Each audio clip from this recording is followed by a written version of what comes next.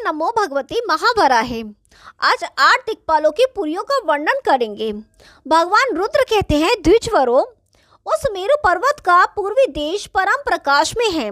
उसमें चक्रपात नाम का एक पर्वत है, जिसकी अनेक धातुओं से विद्योतीत होने से अद्भुत शोभा होती है। इस परम रमणीय चक्रपात पर्वत को संपूर्ण देवताओं की पुरी कहते हैं। वहाँ किसी से पराजित ना होने वाले बलाभिमानी देवताओं, दानवों और राक्षसों का निवास है।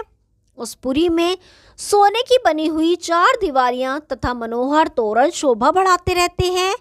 उस पुरी के ईशान कोण में एक तेजपूर्ण स्थान पर इंद्र की अमरावती पुरी है।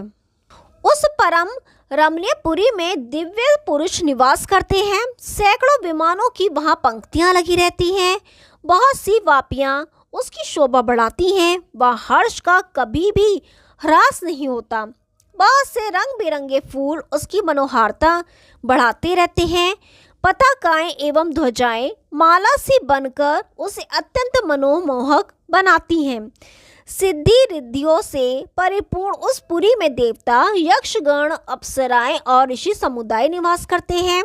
उस पुरी के मध्य भाग में हीरे और वैदुर्यमणि की वेदी से मंडित सुधर्मा नाम की सभा है, जो अपने गुणों के कारण तीनों लोकों में प्रसिद्ध है। वहाँ समस्त सुरगण एवं सिद्ध समुदाय से घिरे शचीपति सहस्त्राक्ष इंद्र विराजते हैं। इस अमरावती पुरी से कुछ दूर दक्षिण में महाभाग अग्निदेव की पुरी है, जो तेजोवती नाम से प्रसिद्ध है तथा जिसमें अग्नि के समान गुण पाए जाते हैं। उसके दक्षिण में यमराज की सनमनीय पुरी है। अमरावती के नैऋत्य कोण में विरूपाक्ष की कृष्णवती पुरी है। उसके पीछे पश्चिम दिशा में जल के स्वामी महात्मा वरुण की शुद्धवती पुरी है। इसी प्रकार उसके वायव्य कोण में वायु देवता की गंधवती पुरी है और इस गंधवती के पीछे अर्थात उत्तर दिशा में गुहों के स्वामी कुबेर की मनोहर महोदयापुरी है। इस पुरी में वैदुर्यमणि से बनी हुई वेदियां हैं। इसी प्रकार ब्रह्मलोक की 8वीं कर्णिका या अंतरपट पर ईशान कोण में महान पुरुष भगवान रुद्र की पूरी शोभा पाती है, जो मनोहरा नाम से प्रसिद्ध है। इसमें अनेक प्रकार के भूत समुदाय, विविध भांति के पुष्प, ऊंचे भवन, वन और आश्रम हैं, जिनसे उसकी अद्भुत शोभा होती है। भगवान रुद्र का यह लोक सबके लिए प्रार्थना की विषय अभिलक्षणीय वस्तु है। ओम नमो भगवते महावराहे। अब मेरु पर्वत का वर्णन सुनते हैं। भगवान रुद्र कहते हैं, द्विजवरों, मेरु पर्वत के मध्य भाग में कणिका का मूल है। उसका परिमाण 1 सहस्त्र योजन है। 48,000 योजन की गोलाई से शोभा पाने वाले पर्वत राज मेरु का यह मूल भाग है। उसकी मर्यादा के व्यवस्थापक 8 दिशाओं में 8 सुंदर पर्वत हैं। जठर और देवकूट नाम से प्रसिद्ध पूर्व दिशा में सीमा निश्चित करने वाले भी 2 पर्वत हैं।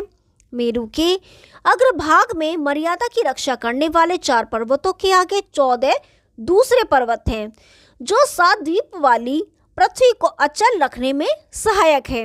अनुमानतः उन पर्वतों की तिरछी होती हुई ऊपर तक की चौड़ाई 10,000 योजन होगी।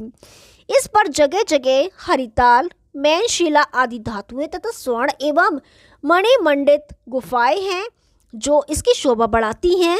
सिद्धों के अनेक भवन तथा क्रीड़ा स्थान से संपन्न होने के कारण इसकी प्रभा सदा दीप्त होती रहती है। मेरुगिरी के पूर्व भाग में मंदराचल, दक्षिण में गंधमादन, पश्चिम में विपुल और पार्श्व भाग में सुपार्श्वित पर्वत है।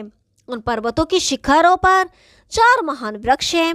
अत्यंत समृद्धिशाली देवता, दैत्य और अप्सराएं उनकी सुरक्षा में सन्नद्ध रहते हैं। मंदरगिरी के शिखर पर कदम नाम से प्रसिद्ध एक वृक्ष है। उस कदम की शाखाएं शिखर जैसी ऊंची है और उसके फूल घड़े जैसे विशाल हैं, जिनकी गंध बड़ी ही हृदयहारी है। वह कदम सभी काल में विराजमान रहकर शोभा पाता है। यह वृक्ष अपनी गंध से दिशाओं को सदा सुगंधित करता रहता है। इसका नाम भद्राश्व है। वर्षों की गणना में केतुमाल वर्ष में इसका प्रादुर्भाव हुआ था। यह विशाल वृक्ष कीर्ति, रूप और शोभा से संपन्न है। यहाँ साक्षात भगवान नारायण भी सिद्धों एवं देवताओं से सेवित होकर विराजते हैं। पहले भगवान श्री हरि ने इस लोक के विषय में पूछा था और देवताओं ने उसके शिखर की बार बार प्रशंसा की। इससे संपूर्ण मनुष्य के स्वामी भगवान ने उस वर्ष का अवलोकन किया। इस मेरु पर्वत के दक्षिण और 2 बड़े शिखर और हैं। वहाँ फलों, फूलों और महान शाखाओं से सुशोभित जम्बू वृक्षों का एक वन है। उस वृक्ष समूह से पुराण प्रसिद्ध, स्वादिष्ट, गंधयुक्त एवं अमृत की तुलना करने वाले बहुत से फल उस पर्वत की चोटी पर प्राय करते रहते हैं। इन फलों के रस से उत्पन्न उस महान श्रेष्ठ पर्वत से एक विस्तृत नदी बहती है, जिससे अग्नि के समान चमकीला जाम्बूनद नामक स्वर्ण बन जाता है। वह अत्यंत सुंदर स्वर्ण देवताओं के अनुपम आभूषणों का काम करता है। देवता, दानव, गंधर्व, यक्ष, राक्षस और गुहक गण अमृत की तुलना करने वाले इन जम्बू फलों से निकले हुए आसव को प्रसन्नतापूर्वक पीते हैं। इसीलिए दक्षिण के वर्षों में उस वर्ष की जम्बूलोक संज्ञा से प्रसिद्धि है। मानव समाज इसे ही जम्बूद्वीप भी कहता है। इस मेरु पर्वत के दक्षिण में बहुत दूर तक फैला हुआ एक विशाल पीपल का वृक्ष है। उस वृक्ष की ऊंचाई अत्यंत ऊपर तक फैली हुई है तथा उसकी बड़ी बड़ी शाखाएं हैं। वह अनेक प्राणियों तथा श्रेष्ठ गुणों का आश्रय है, जिसका नाम केतुमाल है। अब इस वृक्ष की विशेषता का वर्णन करता हूँ, सुनो। क्षीर समुद्र के मंथन के समय इंद्र ने इस वृक्ष को चैत्य मानकर इसकी शाखा को माला के रूप में अपने गले में धारण कर लिया। तभी से यह वृक्ष केतुमाल नाम से विख्यात हो गया और इस वर्ष की भी केतुमाल नाम से प्रसिद्धि हुई। सुपार्श्व नामक पर्वत के उत्तर शृंग भार पर एक महान वट वृक्ष है। इस वृक्ष की शाखाएं बड़ी विशाल हैं, जिनका विस्तार 3 योजन तक है। यह वृक्ष केतुमाल और इलाव्रत वर्षों की सीमा पर है।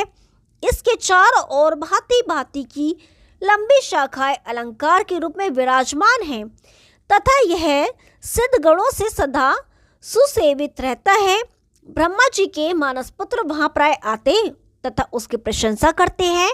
वहां 7 कुरु महात्मा निवास करते हैं, जिनके नाम से यह कुरुवंश प्रसिद्ध है। कुरुवंश के स्वामी वे 7 महात्मा पुरुष भी स्वर्ग एवं वरुणादि देवलोकों में प्रसिद्ध हैं।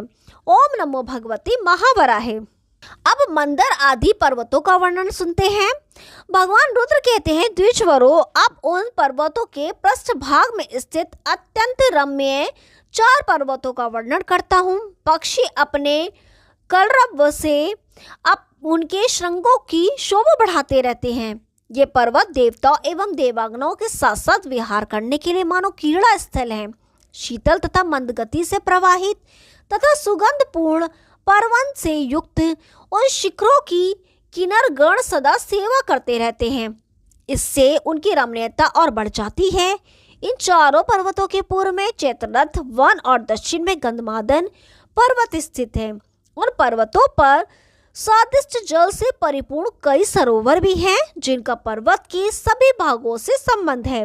वह रमणीय स्थान है जहां देव समुदाय अपनी रमणियों के सहित अनेक दुर्गम वन प्रांतों को लांघकर आता और बड़े हर्ष का अनुभव करता है। परम पवित्र जल तथा रत्नों से पूर्ण बहुत से सरोवर, झील एवं जलाशय वहां की शोभा बढ़ाते हैं।